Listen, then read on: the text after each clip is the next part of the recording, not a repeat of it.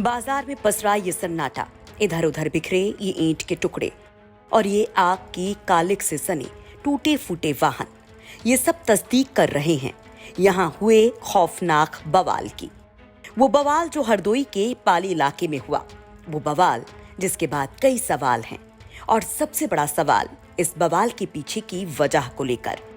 खबर आई कि यहाँ तिरंगा यात्रा को लेकर बवाल हो गया। एक समुदाय के लोगों ने दूसरे समुदाय के लोगों पर घर में घुसकर हमला किया। वहीं कुछ दिन पहले सामने आए लव जिहाद के मामले से भी कुछ लोग जोड़ने लगे, लेकिन पुलिस इन दोनों ही बातों से इनकार करती है।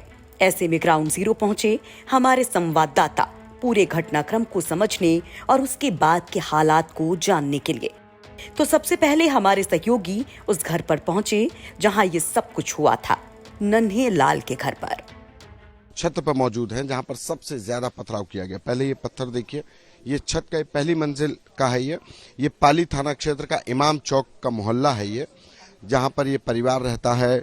नन्हे रस्तोगी हैं, ये रस्तोगी परिवार है और ये उनकी घर का ये पूरे पत्थरों से पटी हुई है। ये घटना उस वक्त हुई जब परिवार में माँ बेटी अकेले थे। उन्हीं से हम पूछेंगे, उनसे ही जानेंगे। आप आगे क्या हुआ था, कब कैसे क्या हुआ? सर हम हमारी बिटिया गए ना बाजार, तो राखी लेने, घर का सामान, त्योहार का सामान लेने। वहाँ से आए तो मारूफ और मुन्ना और उनके साथ में और 6-7 लोग रहे, उनका नाम हम नहीं ज्यादा जान। तो आके द्वारे खड़े भे तो कहीं इनकी गाली देके कहीं यहाँ आओ यहाँ। तो हमका लोगों को बुलाया। हाँ, तो हमका क्या बात है भैया, हमको बताओ हुआ क्या करने, हमका बात बताओ, हमको सुनाई पड़ता है। कहना यहाँ आ रही हो, गाली देकर बोले कि नहीं भाई घर में घुसी। तो हम कहा नहीं, हमारे घर में लड़के नहीं, हम बाहर नहीं निकलेंगे, हमका बात बताओ। तो बात नहीं बताए, कुछ बोले नहीं, कब गाली देकर घर पे घुस पड़े और घर में घुस आए। हाँ, घर पे घुस पड़े और घर पे घुस के हमें सीना पे कट्टा लगा दिया और लड़की का हाथ पकड़ा। कहने इस लड़की को पकड़ के घर से ले चलो आए और इसको जान से मार दो। इसका लड़का बड़ा गुंडा हो रहा और का नाम झंडा। आपका बेटा? हाँ, ये तो झंडा फहराएगा। बेटा था घर पे? नहीं, बेटा नहीं रहा। हाँ, झंडा फहराएगा।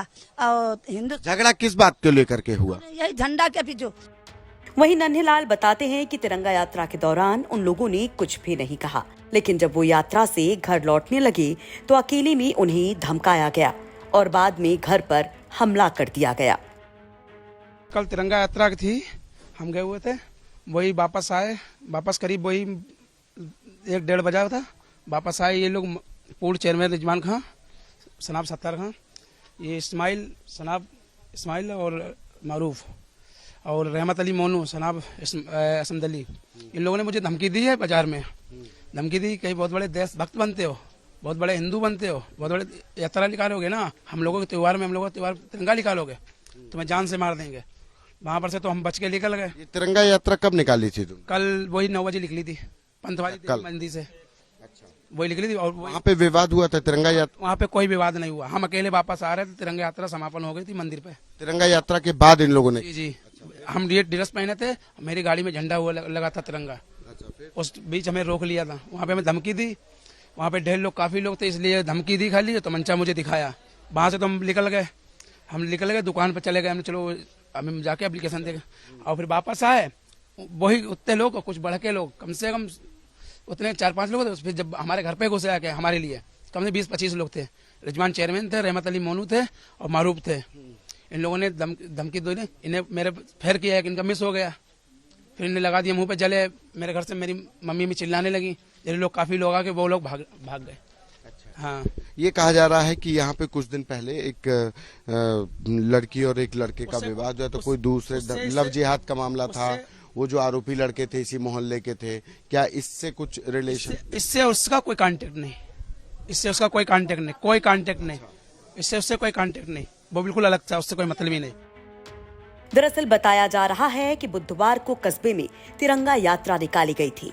उसी दौरान कुछ युवक तिरंगा लेकर मुस्लिम बाहुल्य इलाके से भारत माता की जय का नारा लगाते हुए निकले और इन्हीं में था नन्हेलाल। और वो कहता है किसी बात से नाराज होकर हमला किया गया।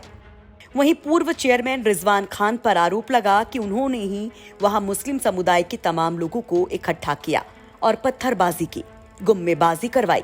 वहीं पुलिस इस पूरे विवाद को 2 लोगों का आपसी झगड़ा बता रही है और तिरंगा यात्रा पर किसी भी तरह के विवाद से इनकार कर रही है।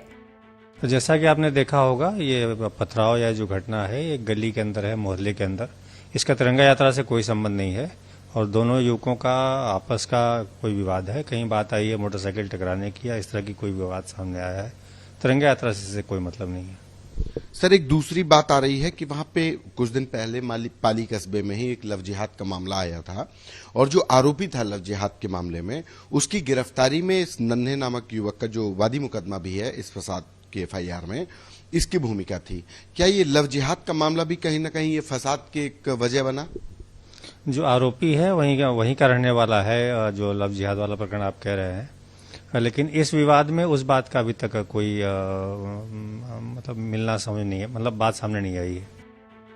मामले में रिपोर्ट तैयार करते वक्त तक 5 गिरफ्तारियों की जानकारी पुलिस की तरफ से दी गई और इलाके में हालात को लेकर मुस्तैदी की बात भी कही गई।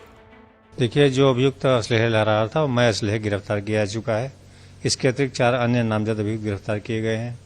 2 अभियोग पंजीकृत हैं। कल शाम से ही अभी तक कोई लॉ एंड ऑर्डर की प्रॉब्लम नहीं आई, सब शांति है। पुलिस फोर्स मौजूद है ग्राउंड पर। वहीं पुलिस के हालात सामान्य होने के दावे के बीच जब हमारे सहयोगी बाजार का रुख करते हैं तो इमा चौक वाले इलाके में बाजारों में सन्नाटा ही दिखाई देता है। त्योहार के मौके पर भी ज्यादातर दुकानें बंद ही दिखाई देती हैं। मेरे पीछे जो दुकान है वो बंद है, मेरे सामने की दुकान बंद है, बगल की दुकान बंद है, लेकिन एक दूसरी बाजार भी है जो खुला हुआ है। हरदोई के जिस इलाके में कल तनावपूर्ण घटना हुई वहां पर आज बाजार अमूमन बंद नहीं रहता है। त्योहार का मौका है, आज रक्षाबंधन है, लेकिन आज यहाँ पर बाजार 2 तरह से बंद और खुला हुआ है। जो खुला बाजार है वो हिंदुओं का बाजार कहा जा रहा है, वहां पे जो हिंदुओं की दुकानें हैं वो खुली हुई हैं, लेकिन जिन बाजार के हिस्से में मुस्लिम लोगों की दुकानें हैं, दूसरे धर्म के लोगों की दुकानें हैं, उनके द्वारा ये दुकानें अपने आप बंद करा दी गई, बाजार बंद कर लिए गए हैं। कहीं कोई प्रशासनिक आदेश नहीं है, पुलिस एहतियात के तौर पर हर तरफ मौजूद है, लेकिन अपने आप में बाजार 2 भागों में बंट गया। एक बाजार खुला है और एक बाजार बंद है। इस दौरान वहां कुछ लोगों से बाजार में पसरे सन्नाटे को लेकर हमने बात करने की कोशिश भी की और जानना चाहा कि क्या वाकई अभी इलाके में खौफ की वजह से ही दुकानें बंद पड़ी हैं। सर, आज बाजार बंद रहता है क्या आज के दिन? नहीं, खुला रहता है। हाँ। आज क्यों बंद है? ये एक रात झगड़ा हो गया, इस वजह से बंद है जी। क्या रात में ज्यादा मतलब यहाँ पे बाजार बंद कराने की बात कही गई? मकान हमें पता नहीं था। हाँ, हमारा मकान बंद करके चले गए जब ये क्या पता चला? हमें कुछ नहीं पता लगा भाई। मुझे यहाँ मकान इनके घर में इनके लोग पूछिए आप। ऐसे तमाम लोग हैं कि जिनको कहना है कि कल मुहर्रम का भी त्योहार चल रहा था, तो ऐसे में कोई घरों में था, कोई मुहर्रम के लिए कहीं और गया हुआ था। ऐसे में जब ये घटना हुई तो प्रत्यक्षदर्शी अपना पक्ष रखने को कोई तैयार नहीं दिखा। हालात को देखते हुए कड़ी सुरक्षा व्यवस्था भी इस दौरान दिखाई दी। पुलिस के साथ PSC के जवान भी तैनात नजर आए। हरदोई के पाली इलाके में हुई घटना के बाद पथराव हुआ, फायरिंग हुई, जिसके बाद से पुलिस प्रशासन को मुस्तैद कर दिया गया। स्थानीय पुलिस के साथ PSC के जवानों को भी तैनात किया गया है। ये इमाम चौक का मोहल्ला है जहां पर 2 समुदाय के घर हैं। यहाँ पर मोहल्ला बॉर्डरिंग एरिया जिसको कहा जाता है, लिहाजा कानून व्यवस्था को बरकरार रखने के लिए दोबारा कोई ऐसी घटना ना हो, इसके लिए PSC के जवान मौजूद हैं। हर तरीके से स्थिति को नियंत्रण में कर लिया गया है, लेकिन आगे कोई स्थिति न बिगड़े इसको लेकर के पुलिस पूरी तरह से मौजूद है। हरदोई के आसपास के थानों की जो स्थानीय थाना है, इसके अलावा आसपास के थानों की पुलिस फोर्स को यहाँ पर तैनात किया गया है। फिलहाल पुलिस के अधिकारियों का कहना है कि इस पूरे मामले में जो FIR है वो दर्ज कर ली गई है और आरोपियों की गिरफ्तारी का भी सिलसिला शुरू है। कैमरा पर्सन रोहित के साथ संतोष कुमार।